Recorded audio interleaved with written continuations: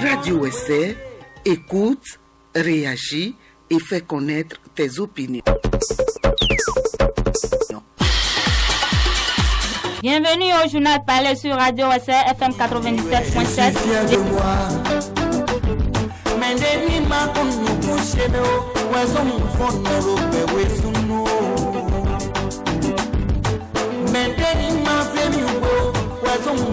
Radio Essai. Intermédiaire des opposants pourrait signifier la reconnaissance automatique du CNT.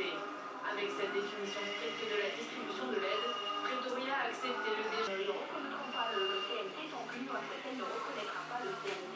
Alors au moment où nous parlons, il y a une réunion cruciale de l'Union africaine. Vous savez bien, c'était le GIF qui était derrière. Le GIF d'ailleurs qui à l'époque se faisait appeler l'euro, l'assurance de l'Occident. C'était ça au début de l'Union africaine. Alors évidemment,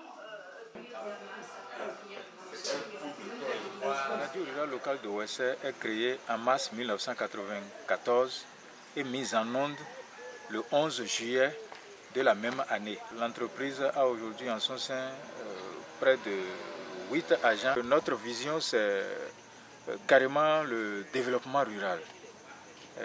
Nous embrassons au niveau de notre programme toute la dimension sociale du développement. À commencer d'abord par l'agriculture. Comment faire pour que nous ayons une agriculture durable? Parce que ce que nos parents ont fait jusque-là, aujourd'hui, nous nous rendons compte que ce n'est pas durable. Et si nous devons continuer d'aller dans ce sens-là, on risque de détruire tout ce que nous sommes venus voir sur Terre. Après ça, il y a la santé. La santé maternelle et infantile. La santé de la reproduction. Le VIH-Sida. Après ça, nous parlons aussi de l'éducation, et surtout de l'éducation des filles. Pendant longtemps, les femmes ont été marginalisées, et ce qui fait qu'aujourd'hui, on remarque leur absence quasi totale au niveau des centres de décision. Mais je crois qu'avec les programmes que nous faisons au niveau de notre radio, les parents ont compris que l'éducation d'une fille, c'est pas inutile. C'est très utile pour le développement de la nation. Après ça, nous intervenons aussi au niveau de l'environnement. Notre environnement, quand on parle de l'environnement, les ressources naturelles, il y a l'eau, nos cours d'eau, les forêts, la terre même. Donc nous essayons aussi d'élaborer des programmes dans ce sens pour assurer leur protection. Et les populations s'installent, puis après on vient parler de lotissement, on commence par casser tout. Aujourd'hui avec la flambée des prix, tout ça là, ça pose un problème, un véritable problème. Vous voyez, vous-même, vous vous êtes promené un peu à travers la ville, vous voyez la manière dont les gens construisent. C'est en vrac. Il n'y a pas d'égout, il n'y a rien pour contenir l'eau qui se déverse sur le sol, ce qui crée l'érosion et qui pose de véritables problèmes d'assainissement. On n'a pas de caniveau, il n'y a rien pour l'évacuation des eaux. Et tout ça là fait que, vous voyez, par endroits, à travers la ville, vous voyez des fossés, de la dégradation des voies. Mais au niveau de la radio, n'hésitons pas à attirer l'attention de l'autorité sur cette situation-là. Il y a des informations que nous donnons, des informations d'abord au plan local, ensuite au plan régional, au plan national et au plan international. Pour ce qui concerne le niveau national, c'est quand il y a quelque chose qui touche la santé, l'agriculture, qui a un impact sur le monde rural. Là, nous n'hésitons pas à balancer ça sur nos antennes pour le bonheur de nos auditeurs. Nous offrons des prestations à la communauté, des prestations qui vont des annonces nécrologiques, annonces publicitaires, des reportages, des publi-reportages.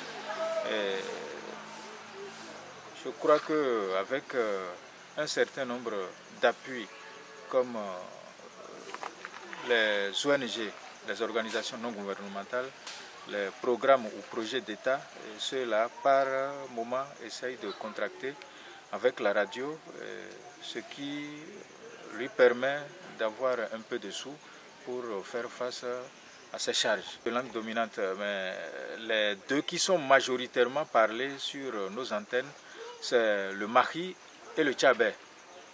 Mais on a, en dehors de ça, nous avons une forte communauté des gens du Nord, comme les Lopa, les Biali, les Fulfulde, ainsi de suite.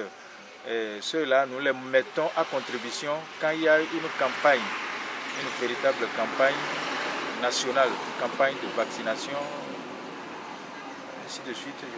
Nous essayons, on a formé des gens dans le rang de ces communautés-là.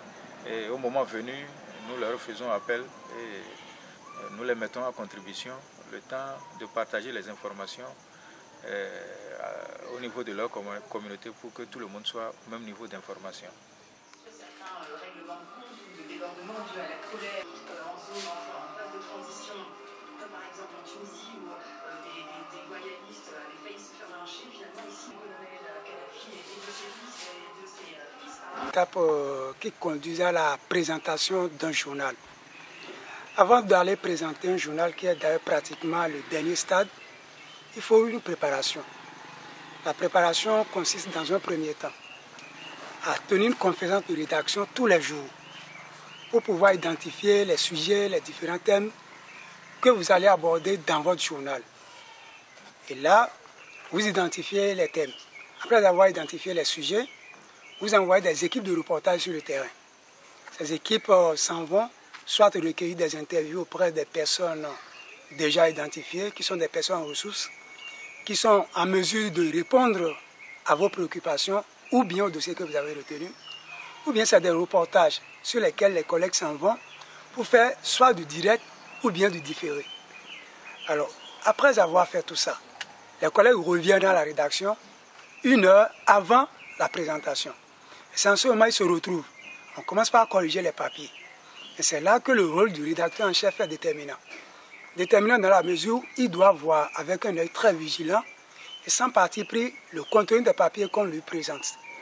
Et c'est à base de cela, il corrige les papiers, il s'entend avec les collègues, afin que tous les papiers qui vont passer sur les antennes ne soient pas des papiers et qui vont peut-être frustrer l'autre, vont faire fâcher. Non, on essaie toujours de jouer à l'équilibre et surtout à l'équité. Et c'est après avoir coordonné tout ça là, on dit, bon, toi tu ne peux pas présenter aujourd'hui, ta voix ne porte pas. Il vaut mieux que telle personne présente. De manière que tu peux être rédacteur, ne pas présenter. La preuve c'est que dans certaines rédactions, il y a de très bons écrivains, il y a des gars qui ont des idées très fraîches, mais ils n'ont pas la bonne voix pour présenter. Donc c'est après tout ça là que le rédacteur en chef désigne une équipe de présentation qui présente ton journal, qui est pratiquement le produit fini. C'est comme ça, ça s'organise au niveau de la rédaction du journal parlé.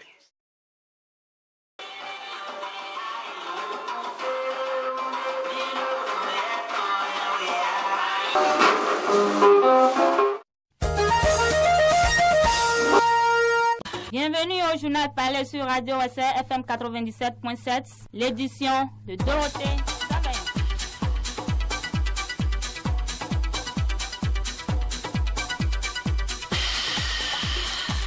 Amis du bout des ondes, fidèles des fidèles, merci de nous choisir pour vous informer. Nous rappelons aujourd'hui que nous sommes le samedi 27 août 2011. Voici la teneur de cette édition. Le maire Samuel Tayo de Ouessé interdit le transport des madriers à moto à travers la ville. Il l'a fait savoir à travers un communiqué radio diffusé. La radio rurale locale de Ouessé a bénéficié d'un don d'un enregistreur d'une valeur de près de 100 000 francs CFA. C'est un don de M. Serge Tostin, président de l'ONG Formad. Le CC d'entendre le Centre d'éducation civique, économique et sociale pour la démocratie et le développement renforce les capacités des conseils communaux titulaires et suppléants de Ouessé et Savet. C'est à la faveur d'un séminaire qui s'est tenu à Abomey du 24 au 25 août dernier. L'actualité africaine et internationale, c'est en fin d'édition. Mesdames, Messieurs, merci de nous choisir pour vous informer. À la présentation de Soudégra Marcelin et Dorothée Savaillon. Mise en nom de Loi Lavité et la stagiaire Bernadette Ako. Mesdames, Messieurs, merci de nous préférer. Ce journal se poursuit. Monsieur Serge Tostin, président de l'ONG Formad, une ONG française en collaboration avec l'ONG CIGES de Ouessé, est à Ouessé depuis quelques jours. L'objectif de sa visite à Ouessé est de voler au secours des artisans et des apiculteurs. Il s'est rendu également à la radio locale de Ouessé pour lui offrir un enregistreur d'un écrit d'un montant estimé à près de 100 000 francs CFA. Ceci permettra aux personnel d'améliorer désormais leurs prestations. L'intérimaire du chef de la station, Clément Ognonvi, a témoigné toute sa gratitude à l'ONG Formad que représente Serge Tostin. Il demande que d'autres ONG emboîtent le pas à l'ONG Formad.